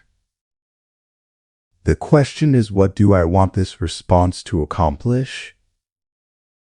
Not what do I feel, not what would feel satisfying to say, not what the activation is driving toward. What is the actual outcome I am trying to produce with this next communication? This question is remarkably powerful in redirecting the behavioral output from the reactive to the deliberate. Because once you have articulated even briefly, even approximately what you are trying to accomplish, the words that serve that objective and the words that undermine it become distinguishable. And the ability to make that distinction is the foundation of strategic communication. Timing in the response is the second strategic dimension. The question of when to respond is at least as important as the question of what to respond. Reactive behavior is poorly timed because it is immediate calibrated to the timing needs of the emotional system rather than to the timing needs of the strategic situation. In most high-pressure interpersonal situations, the optimal timing for a response is not immediate. The situation needs to breathe. The other person, if they have been speaking in a high-pressure context, needs to feel heard before they are ready to receive anything you say. The activation in the room needs to have partially settled before the most important content of your response can be received at all. The person who responds immediately to everything, who fills every pause, who addresses every point as it emerges, operates at a timing disadvantage in high-pressure situations. They are following the captivation's timing, which is consistently the wrong timing. The person who can hold a genuine pause, who can allow the situation to breathe, who can choose the moment of response rather than responding to every moment, this person has the timing advantage. Influence, understood precisely, is the effect of your communication on the other person's thinking, feeling, or behavior, not force, not the coercion of compliance through power or dominance. The genuine movement of another person's perspective or understanding through the quality of your engagement. In high-pressure moments, influence is undermined by reactive behavior in several specific ways. First, reactive behavior communicates a lack of control, which reduces credibility, the other person's assessment of whether your judgment should be trusted. Second, reactive behavior typically escalates the other person's own activation, which reduces their capacity to receive and process the content of what you are saying. Third, reactive behavior focuses the interaction on the emotional dynamics rather than on the actual substantive issues, and as long as the focus is on the emotional dynamics, the substantive issues cannot be addressed. The deliberate response, by contrast, communicates control, which increases credibility. It tends to de-escalate the other person's activation, which increases their capacity to receive. And it keeps the focus on the substantive issues by not generating new emotional dynamics that need to be managed. This is the influence advantage of the deliberate response over the reactive one. Not that it is more persuasive in some rhetorical sense, that it creates the conditions in which genuine communication and genuine influence are possible, conditions that the reactive response consistently destroys. The specific behavioral practices of the deliberate response include several elements that are worth naming explicitly. Genuine inquiry is one of the most powerful and most underused. In high-pressure moments, the natural pressure is toward assertion, toward expressing your own position, defending your own perspective, making your own view clear and forceful. But assertion into an activated environment typically produces counter-assertion. The other person, feeling unheard, matches the assertion with their own. Genuine inquiry does the opposite. A genuine, specific, open question directed at the other person's actual concern or perspective, not a rhetorical question, not a question designed to expose inconsistency, but an actual effort to understand what they are experiencing creates a different dynamic entirely. It communicates genuine interest, which is one of the most disarming signals in a high-pressure interaction. Acknowledgement is the second practice, not agreement. You do not need to agree with someone's position to acknowledge that you have heard and registered it. Acknowledgement is simply the demonstrated recognition that what was said has been received, the specific, accurate reflection of what you heard the other person communicate. I hear that you're frustrated with the timeline. Not agreement, not concession. Simply confirmation that you have genuinely heard. Acknowledgement is extraordinarily effective at reducing activation in the other person and often in yourself, because much of what escalates emotional pressure in interpersonal situations is the felt sense of not being heard. When people feel genuinely heard, when they have confirmation that their perspective has actually landed, the urgency to repeat, to escalate, to push harder often decreases significantly. The deliberate response is not softer than the reactive one. It is not less honest or less direct. It is not the response of someone who has suppressed what they think or feel in favor of hollow accommodation. It is the response of someone who has thought clearly about what they are trying to accomplish and has chosen the words, the tone, and the timing that actually serve that purpose rather than the words, tone, and timing that the activation would have produced. This is the full expression of the deliberate response, not controlled in the sense of constrained or limited, controlled in the sense of genuinely chosen. Every element of the behavioral output selected with the clarity that comes from having governed the first 60 seconds rather than been governed by them. Reaction is fast. Control is deliberate. Choose control every time the choice is available.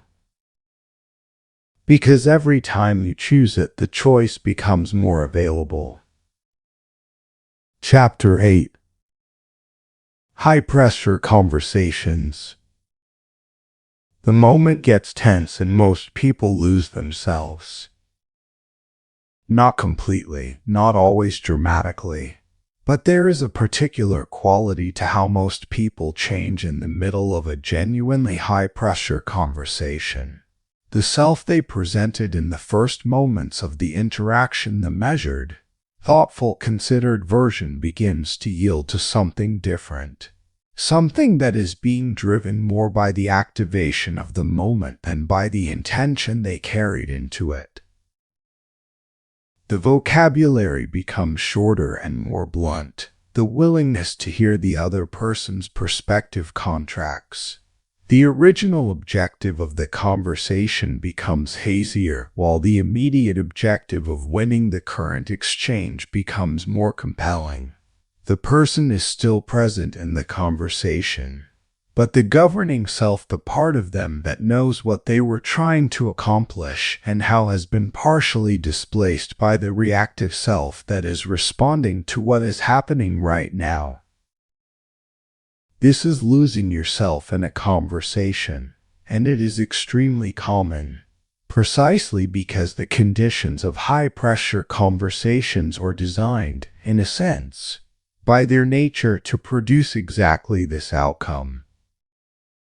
Conflict is the most intense category of high-pressure conversation, and it illustrates the dynamics most clearly. When two people are in direct opposition, when their interests, their positions, or their values are in genuine or perceived conflict, the dynamic between them generates activation in both parties. The activation in one feeds back into the activation of the other. The pace of the exchange increases. The emotional charge intensifies. The capacity for genuine listening and genuine understanding decreases as the defensive and assertive instincts take over. In this environment, staying composed is not merely a personal discipline. It is a social intervention. The person in a conflict who can maintain genuine composure, who can listen while the other person is activated, who can respond without matching the emotional temperature, who can hold their original objective in view while the conversation pulls them toward the immediate exchange, changes the dynamic of the conflict in a way that the reactive person cannot. The composed person in a conflict often ends up with more influence over the outcome than the more aggressively or loudly positioned person. Not because composure is a social trick, because composure maintains the access to clear thinking that determines who sees the situation most accurately and who can therefore navigate toward the best available outcome. Negotiation is a specific context of high-pressure conversation that deserves its own attention. Negotiations are high-pressure because they involve competing interests, explicit stakes, and the awareness that both parties are actively trying to influence the outcome. This awareness, the knowledge that the other person has their own agenda and their own tactics, activates the threat detection system in ways that undermine the very capacities that negotiation requires. Effective negotiation requires genuine listening, the ability to understand the other party's actual interests beneath their stated positions. It requires cognitive flexibility, the ability to generate and consider a range of possible outcomes rather than being locked into a single predetermined preference. It requires patience, the tolerance for the discomfort of an unresolved situation, rather than the urgency to settle prematurely just to end the discomfort. Each of these capacities is precisely what the stress response degrades.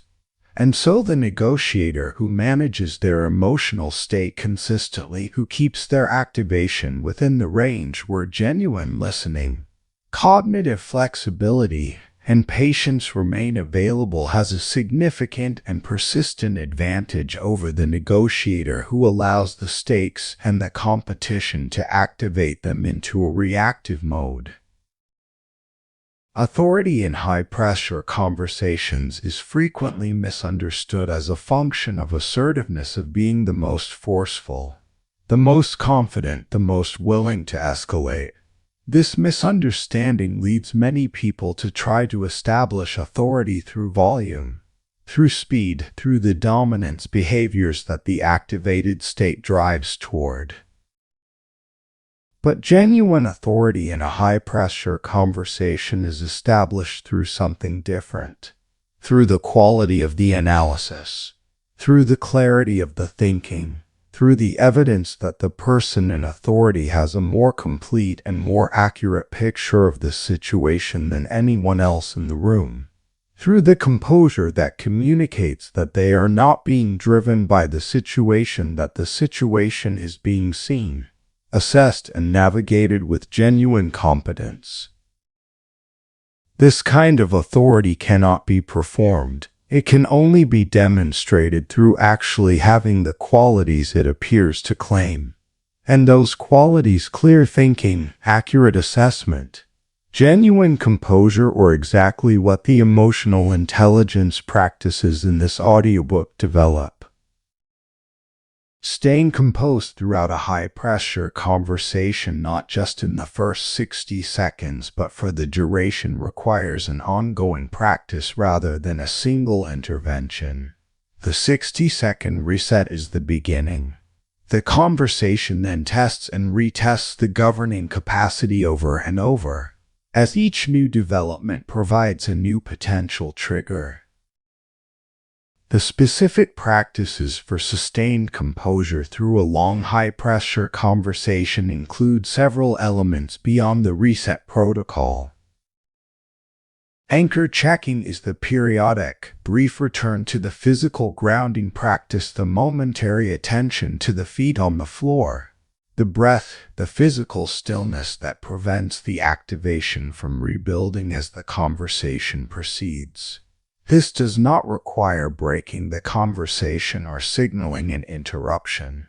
It is an internal practice that runs in parallel with the external engagement, taking perhaps a second or two of attention, often achievable during a moment of listening rather than speaking. Objective maintenance is the practice of periodically returning to the explicit awareness of what you are trying to accomplish in this conversation. Under sustained high-pressure conversation, the original objective tends to get displaced by the immediate objectives of the activated state to win the current point, to respond to the latest provocation, to establish position against the pressure being applied. These immediate objectives consistently lead away from the original one. The deliberate return to the question, what am I actually trying to accomplish here, reorients the governing capacity toward the purpose that matters rather than the moment that is most emotionally compelling. Pacing is the deliberate management of your contribution to the tempo of the conversation. In high-pressure conversations, the tempo tends to accelerate, a function of the activation on both sides driving toward faster exchange.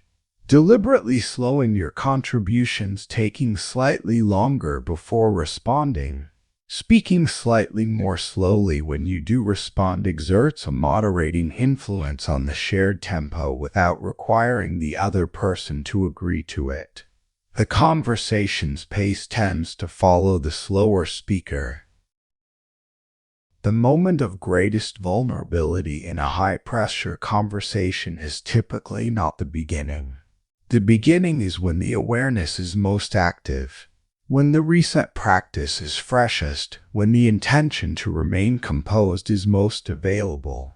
The moment of greatest vulnerability is usually later, when the conversation has continued long enough that the sustained management has drawn down the governing capacity's resources, when accumulated activation has built to a level that makes the re-engagement of the reset harder, when fatigue and frustration have weakened the discipline that was strong at the start. Recognizing this pattern and having a specific strategy for this moment of maximum vulnerability is part of what sustained composure in high-pressure conversations requires. The strategy is simple but important. If the conversation has reached the point where you can feel the governing capacity depleting, it is better to deliberately slow the pace or request a brief break than to continue into the territory where the reactive self will take over. This is not weakness, it is strategic self-awareness. The person who continues a conversation past the point of competent self-governance, out of unwillingness to signal the need for a pause, usually ends up demonstrating exactly the reactive behavior they were trying to avoid only later in the conversation, when the damage done by it is harder to manage. The brief pause, requested with composure, "I'd like to take a moment before I respond to that," is received as strength, because it is the behavior of someone who is actively managing the quality of their engagement rather than being driven through it. Stay yourself throughout the conversation, not rigid responsive, adaptive, genuinely engaged, but yourself, the person who knows what they are trying to accomplish, who is managing their own state with enough skill to remain capable, who is responding rather than reacting to each development as it arrives. That person is the most effective presence in any high-pressure conversation. Be that person all the way through, not just at the beginning. Chapter 9. When everything feels out of control. You don't need control over everything, just over yourself.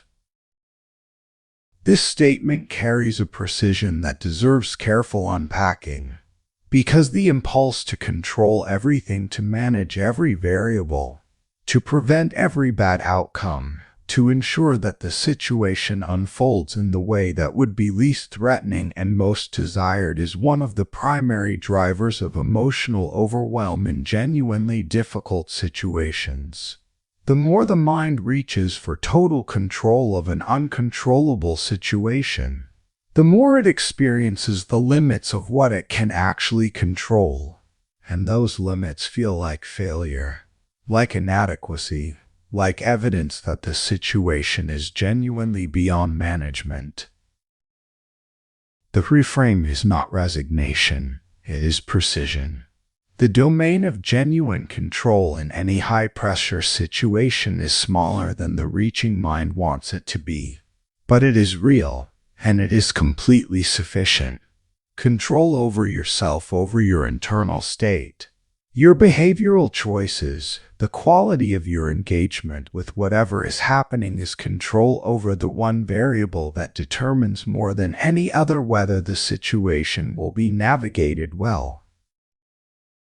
Emotional overwhelm is what occurs when the combination of situational demands and emotional activation exceeds the current capacity of the governing system.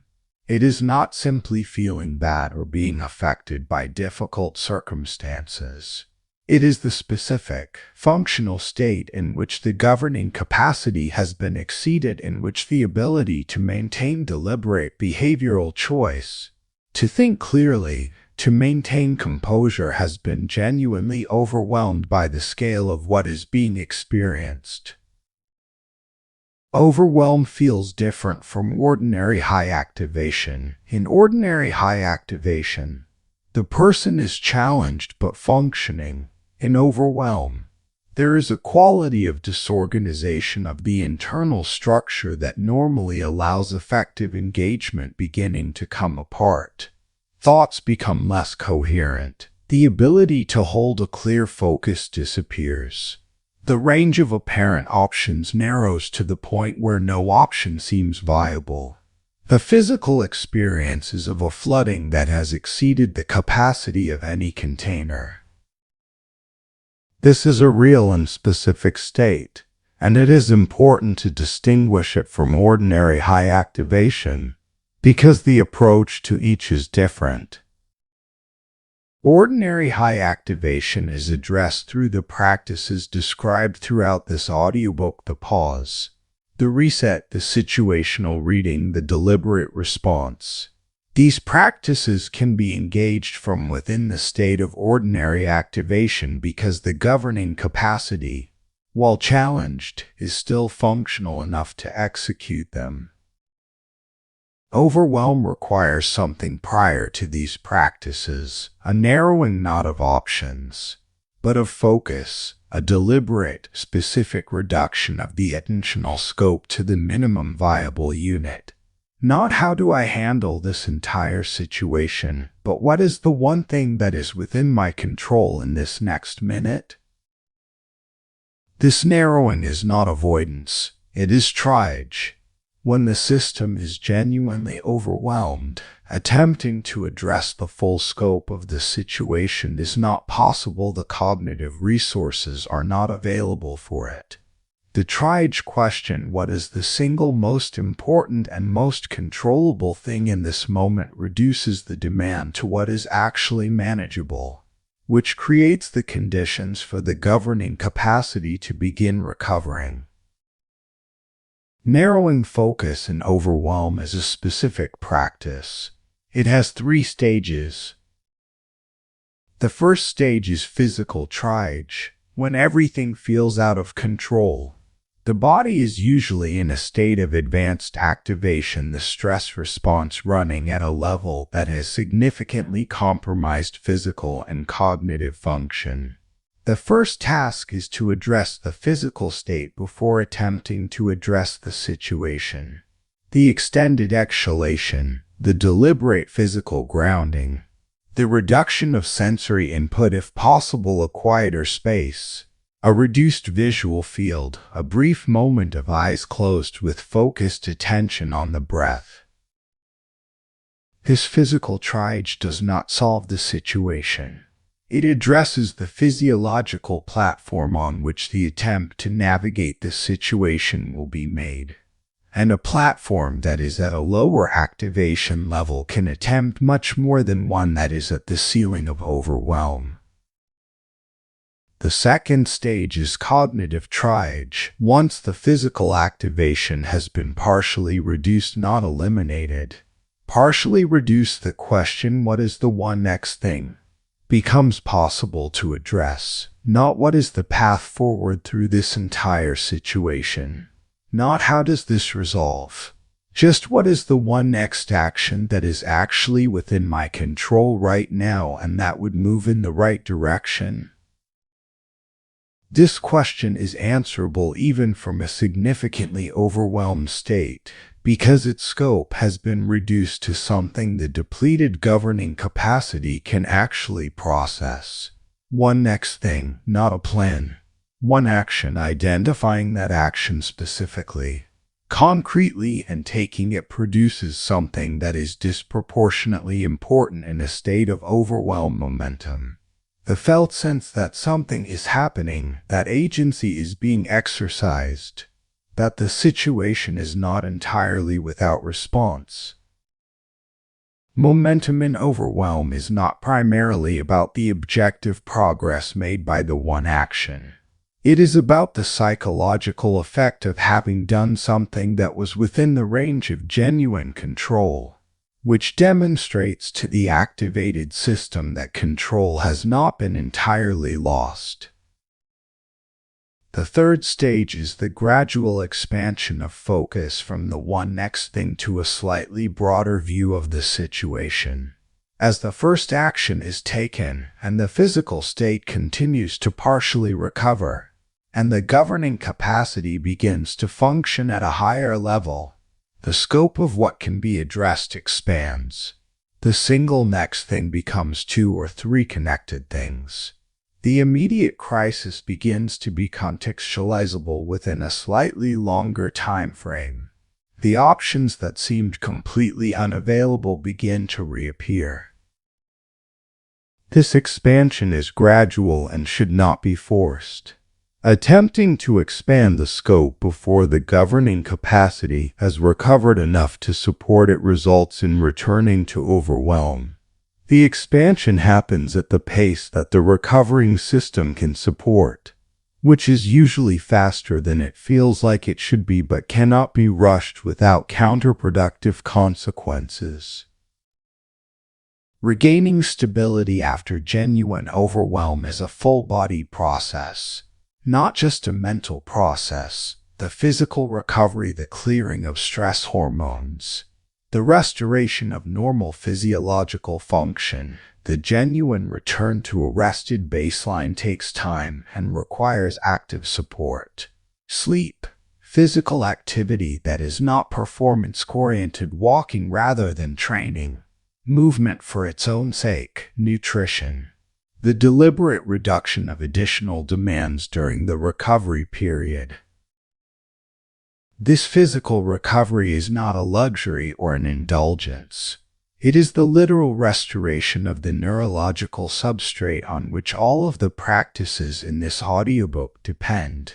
Without the physical recovery, the governing capacity cannot fully restore, and the person remains more vulnerable to subsequent overwhelm than they would be with adequate recovery.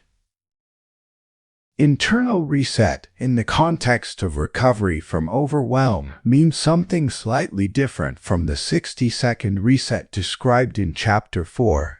The 60-second reset is a rapid intervention in the acute moment of activation. The internal reset after genuine overwhelm is a longer process of restoring the internal structure that the overwhelm temporarily disorganized. This longer reset involves the deliberate return to the practices and principles that constitute the stable internal orientation from which high-pressure moments are best navigated. The clarity about what matters and what doesn't.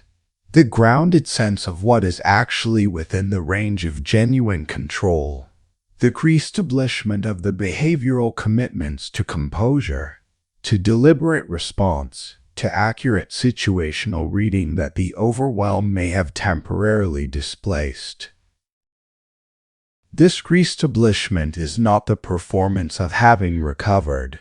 It is the actual work of restoring the orientation from which genuine recovery becomes possible. You don't need control over everything. This is not a concession, it is a liberation. Because the attempt to control everything is what makes genuine overwhelm so much more frequent and so much more severe than it needs to be. The scope of what is being attempted exceeds the scope of what is possible, and the gap generates the specific experience of failing to control what should be controllable. Reducing the scope to what is genuinely possible to your own state, your own choices, your own behavioral quality eliminates that gap. The gap was never between what you could control and what you needed to control. It was between what you thought you needed to control and what was actually necessary. What is actually necessary is enough, and it is within reach. Even when everything else feels out of reach. Chapter 10. Training the first minute daily. If you train it, you own it. This is the operating principle of the entire framework, stated in its most distilled form. The practices described in this audiobook are not insights to be remembered and applied when needed. They are skills to be trained until they are automatic. And the difference between an insight that is remembered and a skill that is automatic is the difference between knowing what should happen in the first 60 seconds and being capable of making it happen. Knowing is not doing. Understanding is not capacity. The person who has understood this entire audiobook but has not engaged in the daily training that makes its practices available under genuine pressure has built intellectual awareness without building functional capability. And intellectual awareness, in the moment of genuine high-pressure activation, is almost entirely without practical value. The training has to be daily. This is the least convenient truth of the framework. And the most important, daily training is not a recommendation for the highly motivated. It is the minimum frequency at which the neural pathway development that the training is trying to produce occurs at a meaningful rate. The skills being developed, the awareness of the internal spike, the pause in the reactive trajectory, the reset sequence, the situational reading, the external composure, the deliberate response all depend on neural pathways that are strengthened through repetition, not through occasional practice, through consistent, regular, repeated engagement that gradually makes the pathway more robust, more automatic, more available under the conditions of high activation where it matters most. Neural pathway development follows a cue-dependent model. Pathways that are used regularly become stronger and more efficient. Pathways that are used occasionally remain fragile and unreliable. The pathway that has been practiced daily for 3 months is qualitatively different from the pathway that has been practiced 10 times over the same period. It is faster, more reliable, and more available under conditions that compromise deliberate processing, which is exactly where this capacity is needed most. Practice is the deliberate engagement with the specific behaviors of the framework and conditions of real activation, not the imagination of what you would do in a high-pressure situation, not the recitation of the principles.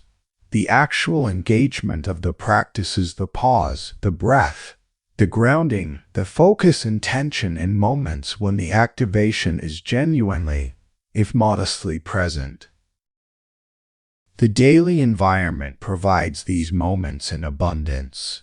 The mild frustration that typically produces the mild reactive response. The moment of unexpected difficulty that typically produces the anxious urgency. The interpersonal friction that typically generates the quick defensive reply. Each of these is a real activation, smaller in scale than the major high-pressure situations the training is ultimately preparing for, but real enough to require the practices and to generate genuine rehearsal of them. These moments are the training ground. They are available every day. And every time the practices are engaged in them, every time the pause is held, every time the reset sequence is run, every time the deliberate response is chosen over the reactive one, the neural pathway is used. The pathway strengthens, the skill builds. Repetition is what turns the effortful into the automatic. The first time you hold the pause in a genuinely activated moment, it is effortful. It requires conscious intention against the force of the urgency impulse, and it takes more time and attention than ordinary behavior does. The 100th time you hold the pause, it is less effortful. The pathway is more robust. The execution requires less conscious resources. The pause has become more genuinely available even when the governing capacity is being taxed by the activation. The 1,000th time the pause is held, it is approaching automatic, a reliable, rapid, naturally occurring response to the activation signal that requires little deliberate attention to execute. This is the state of genuine skill, not the removal of the challenge. The activation is still present.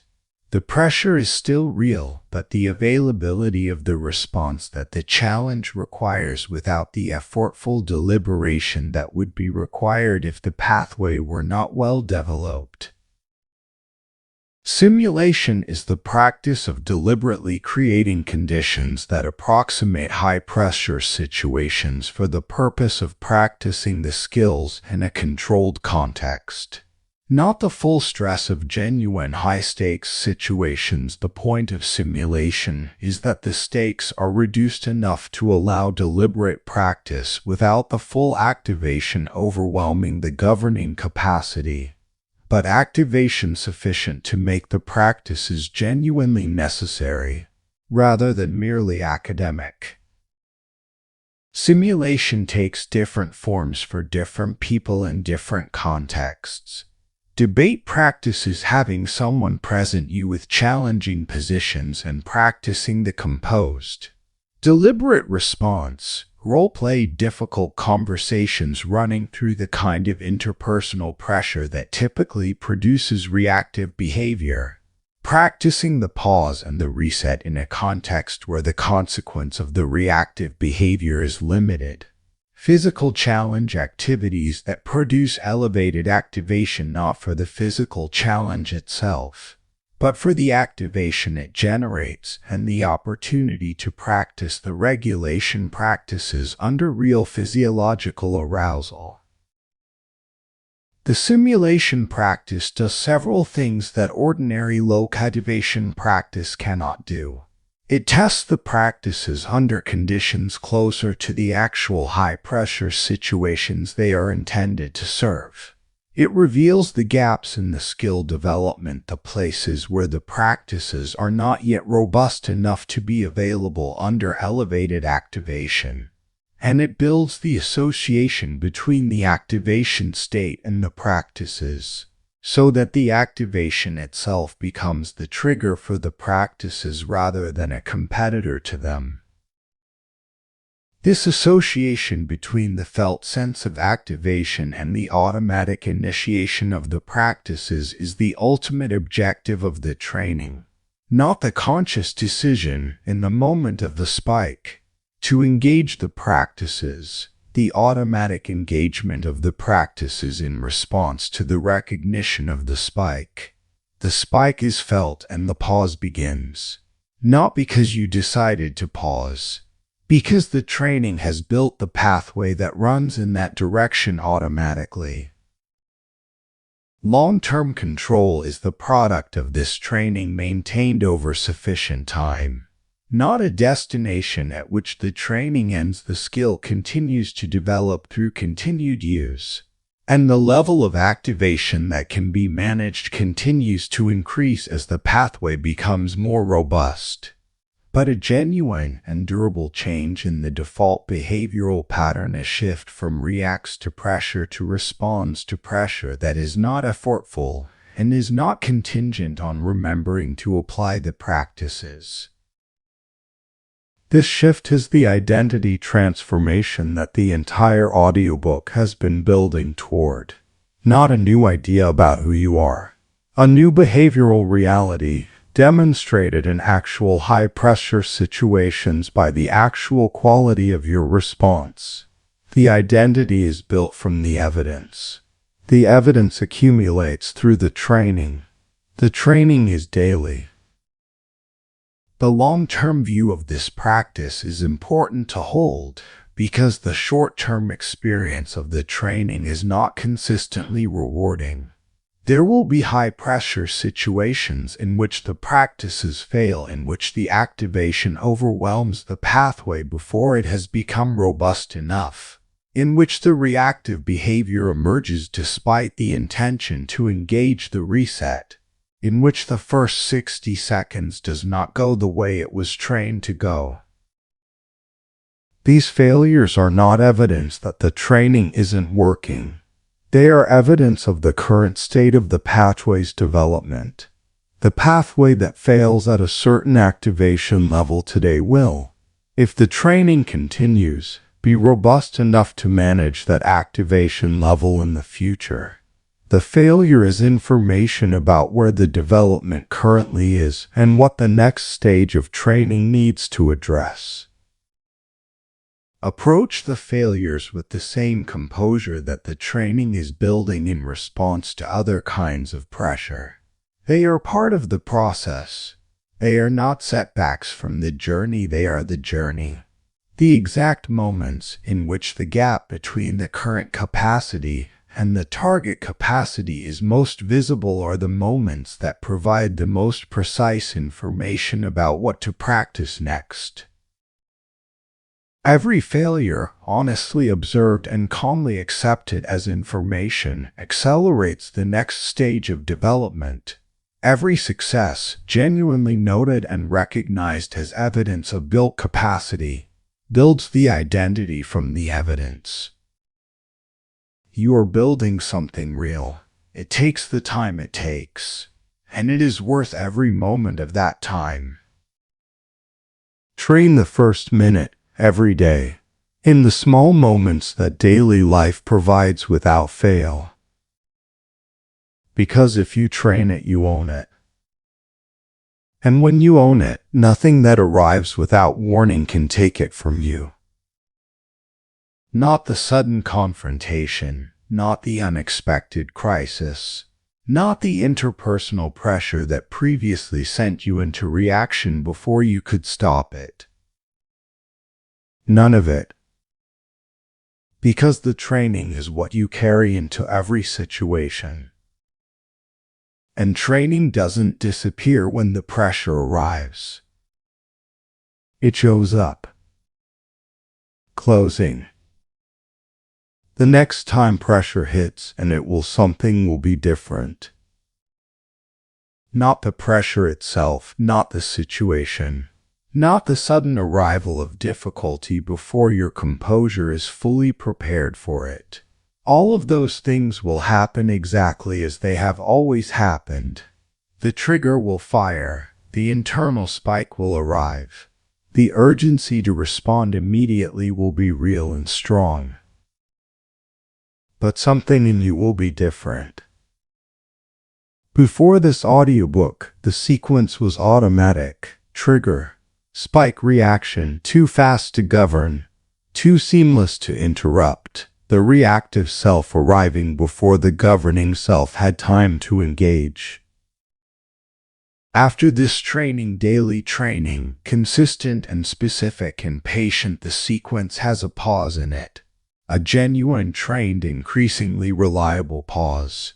Between the trigger and the response there is a window. Small, sometimes only a few seconds, but real. A window that did not exist before, because the pathway that creates it had not been built. In that window you are not yet reacting.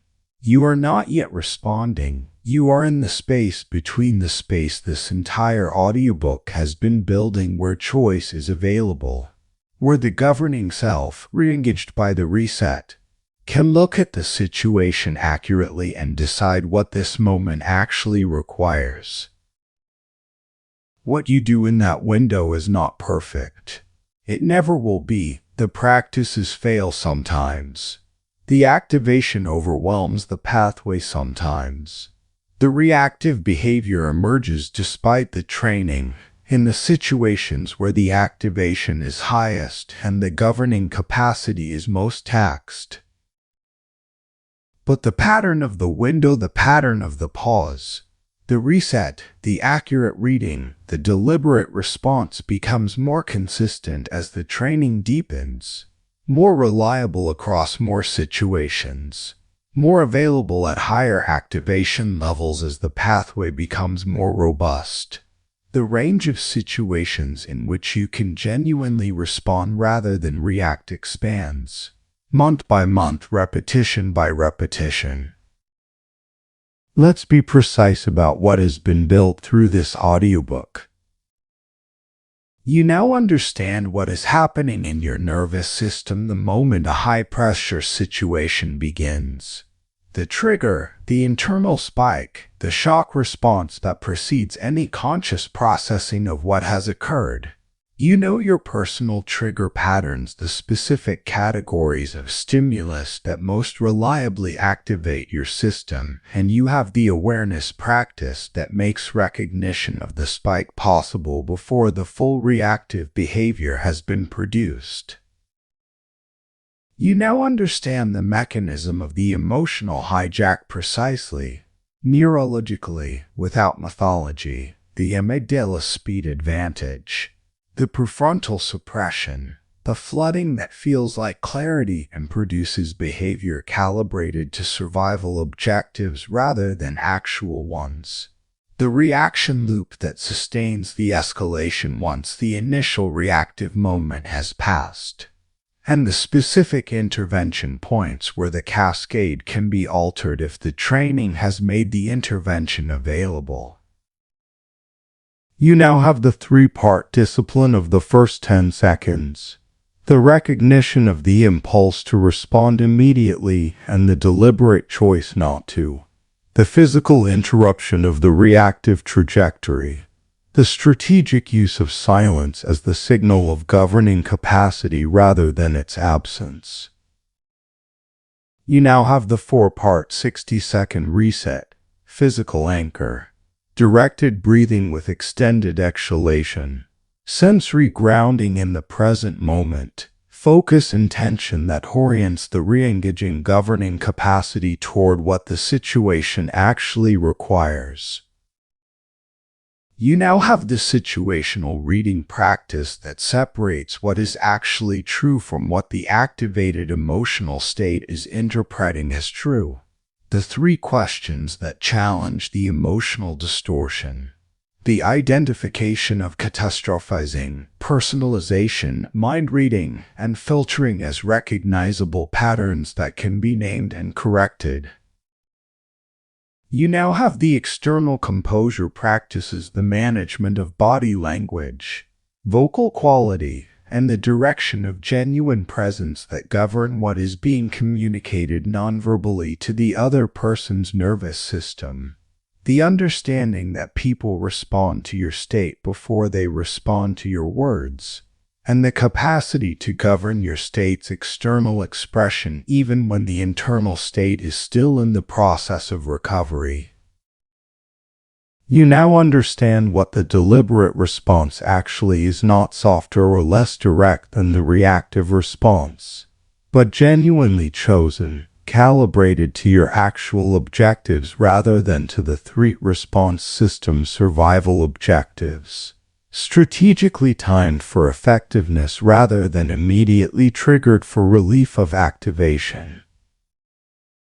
You now have the practices for high-pressure conversation, sustained composure through the duration of a prolonged difficult interaction, not just the initial moment, the anchor checking, the objective maintenance, the pacing, the recognition of the moment of maximum vulnerability when the sustained management has drawn down the governing capacity's resources and the strategy for that moment. You now understand what genuine overwhelm is and what it requires. Not the full toolkit of practices applied at full capacity to a situation that exceeds that capacity. The triage physical, then cognitive, that reduces the scope to the manageable, begins the recovery and expands the available options as the recovery deepens. And you now have the training framework, daily, deliberate, specific, built in the small moments of ordinary daily life, transferring to the larger moments through the robustness of a pathway strengthened by consistent use. The identity you carry out of this audiobook is different from the one you carried into it. Not completely different. The fundamental character, the values, the way you engage with the world remain yours. But one specific dimension of that identity has shifted. You are no longer someone who simply reacts to pressure. You are becoming someone who responds to it. Not yet perfectly. The training is ongoing and will be ongoing for as long as it matters to you. But the direction of travel has changed. The trajectory is toward the deliberate, the composed, the capable under pressure. And that trajectory is self-reinforcing. Every time the pause is held, the pathway strengthens. Every time the reset is run, the nervous system learns that recovery is possible. Every time the deliberate response is chosen over the reactive one, the evidence accumulates that the governing self is genuinely in charge. You are building an identity from evidence. The evidence is your behavior, in the small moments and the large ones, in the moments anyone else can see and in the moments only you know about. In the first 60 seconds, especially in the first 60 seconds of every high-pressure situation that arrives. The identity becomes real through the accumulation of that evidence, not through declaration, not through intention. Through the consistent demonstration, to yourself and to the world, of a person who can be in a difficult moment without being defined by the reaction it produces. The next time pressure hits, you won't react. You'll respond. And that changes the outcome. Not just of the interaction, not just of the conversation or the conflict or the crisis, of the pattern of who you are under pressure, of the identity that accumulates from the evidence of every first 60 seconds navigated deliberately. The work is yours, the training is yours, the capability you build from here is yours. Take it seriously, practice it daily. Be patient with the pace of the development and rigorous about the consistency of the practice. Because what is being built is not a performance. It is a capacity. A genuine, structural, evidence-based capacity to meet whatever arrives with the governed, deliberate, composed engagement of someone who has trained for exactly this. The first 60 seconds. You own it now. Use it. End of audiobook.